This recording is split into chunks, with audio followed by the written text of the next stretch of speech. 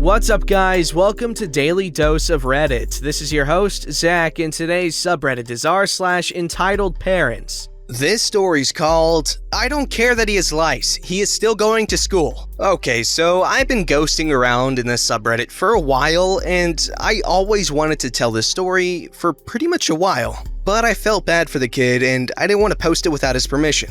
But recently, I met him again on Instagram, and we chatted for a bit, and I asked him if it was okay to post on Reddit, and I would censor out any identity, and he said it was fine, but I hope this is the right place to post this. That was thoughtful. Context. During my elementary school years, I was enrolled in special education because I have Asperger's, and everyone else had emotional problems or disabilities that would affect their learning. Now, let's talk about my friend. His fake name would be Isaac. Isaac was one of my good friends who would talk about Legos a lot and art. But he was a very sensitive kid, and whenever he was overcome by a certain emotion, he tended to cry. But overall, he was the nicest kid I've ever met in my whole entire school years. Also, please bear with me, I'm in high school right now, and this was back in 4th grade, so I may not remember all the details. So, without further ado, here we go. Cast. Me, teacher,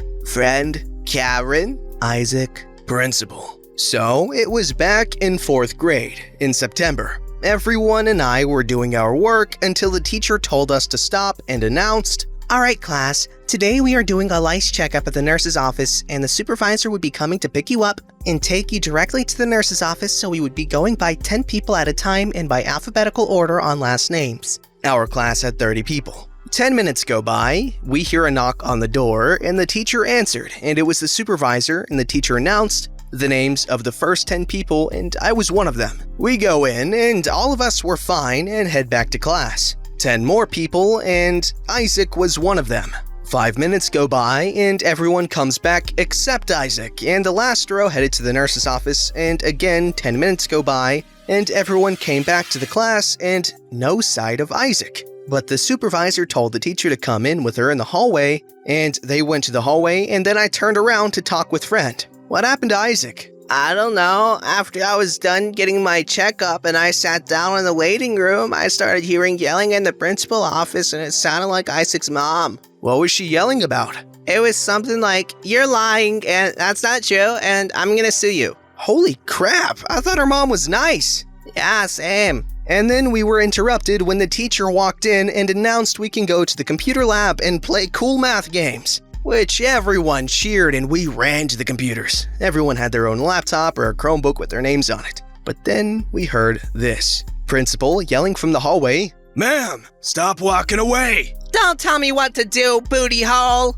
Everyone turned to look at the door, and the yelling kept getting louder and louder until the door swings open, but not successfully because it was a safety door. You know the ones. "Teacher, I am leaving Isaac here to be educated." "Ma'am, your child could not be here, or everyone else would get lice in this classroom." "I don't care, and you can't tell me what to do." "You are causing a disturbance in front of minors, and you are trespassing. You better leave because the staff called the police on you." "I don't care if the effing police come. They can take me, but my child is gonna be staying here alone." She turned to look at us while we were watching this frick fest. "You stupid idiots, you told them he has lice. I knew it was you guys bullying Isaac. You all should be in trouble, and your teacher should call everyone's parents right now and tell them they are bullying my son." We turned to look at Isaac, and he looked back at us, and then his face was red and he started to cry. And entitled mother turns to look at him and freaking slaps him, and everyone was in shock. "Stop crying, you are just giving them the reaction they want." Cue everyone's surprised Patrick face. Huh? Now basically this was literally a frick fest. Secondly, she slapped her own child, a special ed child, and she cussed at us, which we were also special eds. And she ignored the principal's warning to leave and chose to cause a scene. Isaac started crying even louder, then entitled mother was gonna hit him again until the principal and the teacher stopped her, which the principal took the slap to the face, and teacher pulled entitled mother away from Isaac. "Let go of me!" Teacher dragged entitled mother into the hallway and closed the door behind her, and we can still hear yelling in the background. Principal checked on Isaac to see if he was okay, and principal told Isaac to be with me and everyone else. Then principal walked out of the class, and 5 minutes later teacher came back and surprisingly, she looked fine, and entitled mother was nowhere to be heard. Teacher walked up to Isaac and brought him into the other side of the room, and they talked and they both hugged without caring about the lice. Teacher called Isaac's father and explained what happened, and 40 minutes later, he arrived, and before he left, me and some of our classmates hugged Isaac before he left, and then after that, teacher looked at us and thanked us and apologized for the disturbance, and she put a movie on for us and didn't see Isaac for a week. Then he came back and told us she was charged for assault and child mistreatment, and his dad filed for a divorce, and everyone, including I, was happy for him because entitled mother was not gonna hurt Isaac anymore. And then in 5th grade, he left to a different state. And I never saw him until recently, and right now he's doing fine. And he has a new mom that never criticizes him for who he is and is not afraid to show his true colors. What a wonderful mom. I'm sorry this post was very long, and as I'm typing this, I just realized I am a very crappy storyteller, so please don't butcher me. Hopefully, you at least enjoy it. Don't you worry, buddy, your storytelling skills were just fine, alright? Thank you. I want to thank you for making sure to hug Isaac before he left, because that must have really made him feel a lot better about having lice, because I never had lice or anything like that, but my little cousin, when he lived with me, the poor guy got ringworm and he got bullied for it so bad. Everyone acted like he was gross, and I felt really bad. And so Isaac definitely probably felt very alienated and gross. And I know for a fact those hugs definitely helped. Also because hugs are always nice when something very emotional like that occurs. Anyways, I just really want to appreciate how everyone handled that, except for the entitled mother. Everyone else, freaking G's. This story's called Entitled Parent Insists That Her Baby is in Pain. This story is a few years ago, but I still remember it very well. Also because it was my first encounter with an entitled parent. Here's the cast. Entitled parent. Poor boy. Nurse. Me, a penguin with red velvet shoes. A little background. My daughter had a bad fever a few years ago, and due to complications and a crappy doctor, she was hospitalized for a few days. I don't know how this is handled in other countries, but here you can stay as a parent with your child in the same room until the child is released from the hospital. So my little one got a bed in a nice 2-bed room, where I met entitled parent for the first time. Her son, a really friendly little boy who is unfortunately mentally and physically impaired and in need of help, was also admitted as a patient. But I do not remember exactly why. Entitled parent seemed very friendly to me at the beginning. We started talking. She even told me why they were here and what causes his condition. It's years ago, I really do not remember. She seemed really worried about him. Poor boy could not even sit or eat alone because of his disability, and I must confess that I was relieved that my daughter was only sick, because I did not know if I could have mastered her situation. As I said, she looked friendly and worried about him, but I wouldn't be writing this if it was just that, right? The first day seemed pretty normal. I admit, I wasn't really paying attention because I was more worried about my own daughter. But entitled parents seemed to be just like every other worried mother. It was the second day when it started, beginning with her impatience in the morning. After the doctor's visit, he ordered a special breakfast with medication for the poor boy from the nurse in charge. Entitled parent tore open the door every few minutes. It was a bit disturbing, so after the 6th or 7th time, I carefully asked what was on her mind. She said that the nurse was still not there with the breakfast, and it was about time for that. As a reminder, the doctor was out of the room for less than 5 minutes, and the affected nurse still with him on his morning visit through the other rooms. It's routine and known, so it seemed a bit strange that she thought breakfast would come within a few minutes. She even rang for the nurse, which came running a few minutes later to ask what was going on, and to tell her that she should have a little patience. After all, they still had a tour to do, and poor boy would not be forgotten. Nurse left, and entitled parent started walking in the room up and down while she kept mumbling poor boy needed his medication. He was not feeling well, and that everybody should listen to her because she knows better. The breakfast came at some point, and everything seemed good again. Her boyfriend came to visit soon after, and she complained to him about the incident, dragging him out the door, so I don't even know what he responded with. The second incident took place shortly after lunch. You know the food in the hospital? You're either lucky and it's good, or you get bad luck and it's awful. In Entitled Parents' case, definitely not good enough. She complained that she was still hungry and demanded that her boyfriend get her something to eat, and suddenly disappeared with him because she did not want to wait until he returned, leaving her baby without telling the nurse. When she was asked about that after her return, she grumbled hours afterwards that she had only been away for a short time, and everything was okay because she, me, was there to look after my precious little baby. She really thought I would take care of her child, ignoring the fact that she never even asked, and I was under the assumption she was only on the floor outside the room. Similar incidents occurred in the following days. Sometimes she would have poor boy just left alone without saying anything to anyone. Then she kept constantly ringing the nurse because she believed poor boy needed more medication, nagging after the refusal that she knows better than anyone and everyone should listen to her. And once or twice she said, out of the blue, she thought she was pregnant and hoped the second child would at least become normal, which sounded really horrible in my ears. Yes, poor boy would need help until the end of his life. But as she spoke, it seemed like she wished he would stop breathing on the spot. The last incident finally took place in the middle of the fourth night. My daughter had fallen asleep shortly before. Luckily she got better and we hoped to be home soon. And poor boy fell asleep just after her. I was pretty tired myself. Entitled Parents, unfortunately not. For several minutes, she tried to force conversation on me. Absolutely wanted me to order a pizza with her together. Again, the food was not enough for her, and when she noticed that my answers were increasingly rare, she paced in front of poor boy's bed. She kept staring at him, shaking his shoulder a few times, left to sit on her bed, then got back up to stand by his bed. It irritated me so much that I was a little more awake again, and I asked if everything was alright. She said no, poor boy would be in pain. I was surprised because poor boy was just lying in his bed, sleeping soundly. So I asked why she thought he was in pain.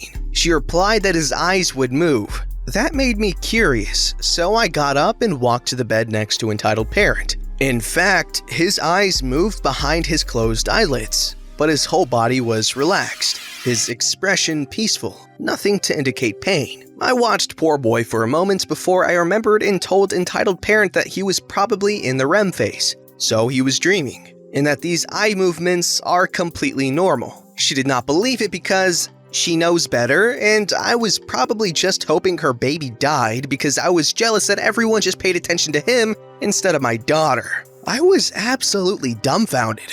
I mean, lady, that's just a poor little but very happy boy. Why should I wish he dies? She rang, once again, for the nurse. Nurse seemed a little frustrated when she came in.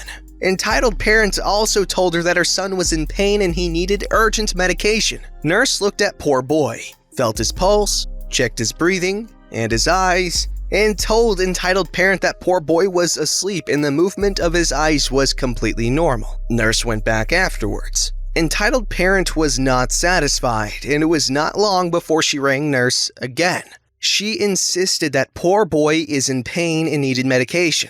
Nurse repeated again, but was interrupted by Entitled Parent with a rather harsh and loud, "I know better, now call me a doctor!" I had enough. I checked on my daughter, which was luckily still asleep, and left the room for a quick breath outside because I didn't want to explode right there and then, waking up the little ones for sure. After I returned, 10 minutes later or so, I ignored her and went to sleep. The next day, first thing in the morning was that she told me triumphantly grinning she was right. Poor boy was in pain and the doctor had told her she was right and gave medication to the boy. Fortunately for me, Entitled Parent, her boyfriend, and unfortunately, poor boy, left the hospital not an hour after breakfast. Although poor boy was still under surveillance there, but Entitled Parent insisted on taking their own risk in visiting another clinic because we were not taken seriously and my little baby deserved better treatment. I was glad that she was gone. The nurses were all glad she was gone.